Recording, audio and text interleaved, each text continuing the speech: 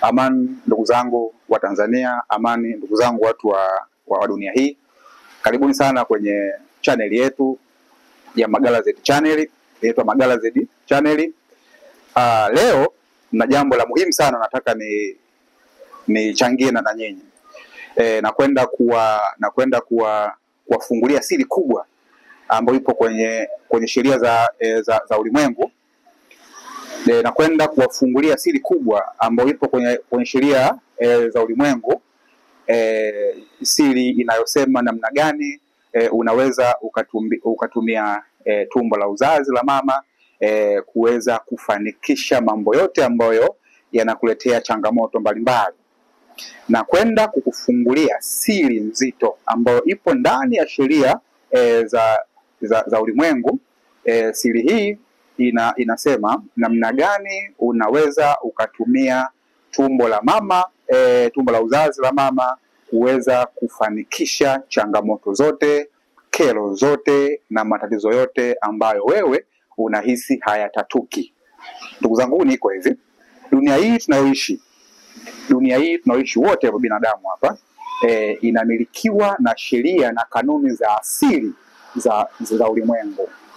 Kanuni hizi za ulimwengu ndio zimebeba mafanikio yote na changamoto zote za hii dunia.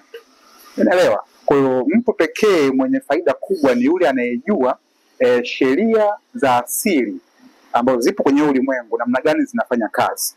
Kwa leo nimeamua niwapeni siri kubwa, nishare na nyinyi siri kubwa. Ndugu yangu, wewe ambaye unahisi mambo yako yanakusumbua, unaweza ukatumia tumbo la uzazi la mwanamke kuweza kutatua mambo yote ambayo yanakukabili.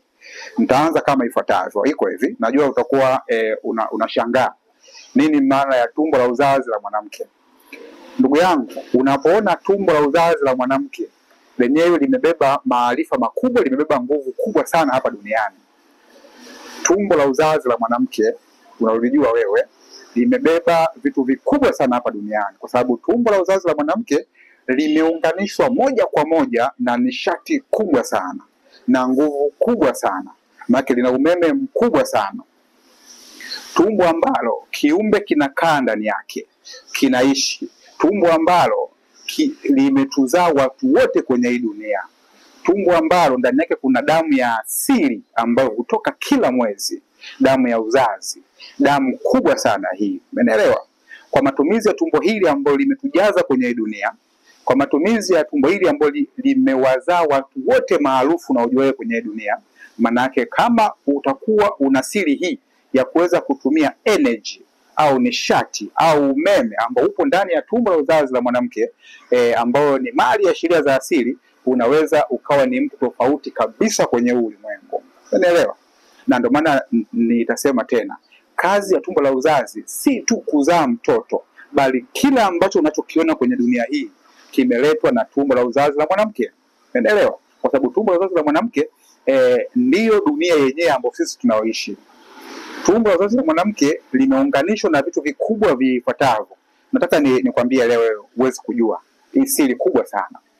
Tunapozungumzia energy au nishati ambayo imebebwa na tumbo la uzazi la mwanamke, au tumbo la uzazi la mwanamke limeunganishwa na nini? Na vitu vifuatavyo. Cha kwanza kabisa inabidi ujue, tumbo la uzazi la mwanamke limeunganishwa na mazingira yote ya asili makubwa. Mazingira ya kwanza, tumbo la uzazi la mwanamke limeunganishwa na ardhi ambayo wewe unaoishi. Ardhi ni mama, inazaa vitu vingi sana. Chakula unachokula kimetoka kwenye ardhi. Umeelewa? Kila kitu unachokipata wewe kinamilikiwa na ardhi.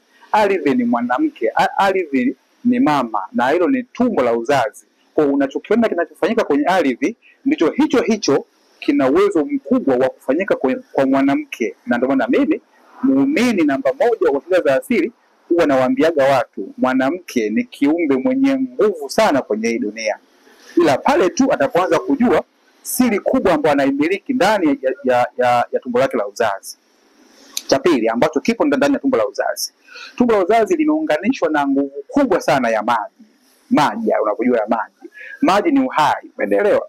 Maji pia ina nishati ya kike ambayo asili yake ni tumbo la uzazi la mwanamke. Umeelewa? Kwa unaanza kuona umeme ambao upo ndani ya tumbo la uzazi la mwanamke ni umeme mkubwa sana. Kama tulivyozungumza, umeme wa kwanza nimesema ni ardhi. Ardhi tunaoishi, ardhi ni mama, ardhi inatulea, ardhi inatupa uhai, ardhi inatupa maisha yaweze kwenda. Ndivyo hivyo ilivyo tumbo la uzazi pia la mama limechukua dhana kubwa sana ya mwanamke. Umeelewa? Kwa sababu na lenyewe nalo tumbo la uzazi la mwanamke lina uwezo wa linazalisha kiumbe mule tumboni. Kiumbe kinakuwa miezi 9. Ulikaa tumboni kwa mama miezi 9. Ukala mule tumboni kwa mama miezi 9. Uliishi mule, ukapumua mule tumboni kwa mama miezi 9. Ulianza kuongea na mamako ukiwa tumboni kwa mama miezi 9. Ulikuwa unasikia sauti ya mama na watu wengine upo ndani ya tumbo la mama, ndani ya kwa muda wote ambao ulikaa kwenye tumbo la mama. Unaelewa? Kwa hiyo tumbo la mama ni sehemu kubwa sana ambayo binadamu akijua siri yake anaweza akaondokana na changamoto zote ambazo anazopitia. Kitu kingine ambacho kimeunganishwa moja kwa moja kwenye lea kubwa au sehemu kubwa ya tumbo la mama ni hewa. Hewa unayopumua hii ina asili ya kike. Unaelewa bwana? Ndio maana hewa unaikuta ndani ya tumbo la mama. Kwa upo duniani manake upo unamilikiwa na mama. Kama ulivyokuwa upo ndani ya tumbo la mama ambalo ni mama yako mzazi aliyekuzaa, ndio hivyo ambapo upo duniani utahitaji hewa upumue. Ulianza kupumua wewe ukiwa ndani ya tumbo la mama yako. Umeelewa? Ambapo tumbo la mwanamke au la mama ndio tumbo ambalo energy au mleta roho inashushwa mule inakwenda. Huyu mwanamke wewe unamuonaje? Ambaye roho wa Mungu ambao wanaita Mungu uingie na kupulizia uhai kwa kiumbe ambacho kipo mule kipindi mama ni mjamzito. Kwa unaweza kuona mwanamke ni kiumbe kikubwa sana kwenye dunia. Mwanamke ni kiumbe ambaye ana energy na umeme mkubwa sana. Ndio kiumbe pekee ambacho duniani kinafikiwa na energy kubwa sana ambao wengi mnaita Mungu. Unaelewa? Na sehemu ya uumbaji kwenye dunia huchukua nafasi kwenye tumbo la mwanamke. Kama unavyoona kwenye dunia kuna vitu vingi sana vipo, ndivyo hivyo uumbaji hufanyika kwenye tumbo la mwanamke. Umeelewa? Na tumbo la mwanamke hili, kitu kingine ambacho kimeunganishwa moja kwa moja na hili tumbo la mama ni mwezi. Huu mwezi ni mama, mwezi ni mwanamke. Mwezi huashiria ukike. Umeelewa? Na ndio maana tumbo la mwanamke na mwezi ni kitu kimoja. Umeelewa? Yaani siku za mwanamke zinacheza kulingana na miezi hii. Si tukote vizuri. Kwa mwezi, maji, hewa ni vitu vikubwa sana ambavyo unavipata kwenye tumbo la mama yako. Kipindi huko mule ndani ulipitia hivi vitu vyote hivi ambavyo ninavyozungumza hapa. Umeelewa? Yaani miezi inavyokwenda hatua zake, maana pia na mwanamke anapata ile hali ndani ya tumbo lake. Kwa nini natoa elimu hii? Natoa elimu hii ili ujue namna gani unaweza ukatumia nguvu uliokuwa nayo wewe mama, wewe mwanamke kwa tumbo lako tu la uzazi kutatua aina ya changamoto zozote zinazokukabili. Kwa umepata bahati kubwa sana kukutana na hiki kipindi leo, kwa sababu kimechukua siri kubwa sana ambapo pengine hukuwahi kuisikia. Na nataka nikwambie hoja ya msingi.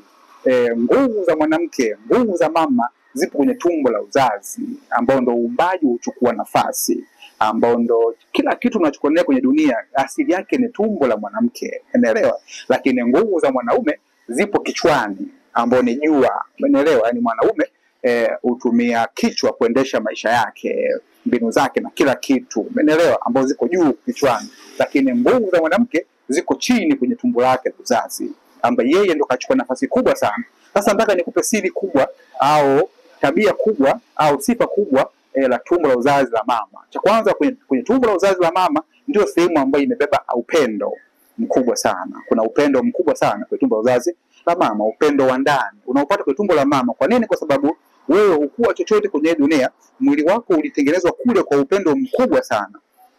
Umeelewa? Alikuwa anakulisha kule, ulipumua kule, ulifanya kila unachokijua kule ndani ya tumbo la mama yako, ambao ni sawa sana kwenye ardhi leo unavyofanya.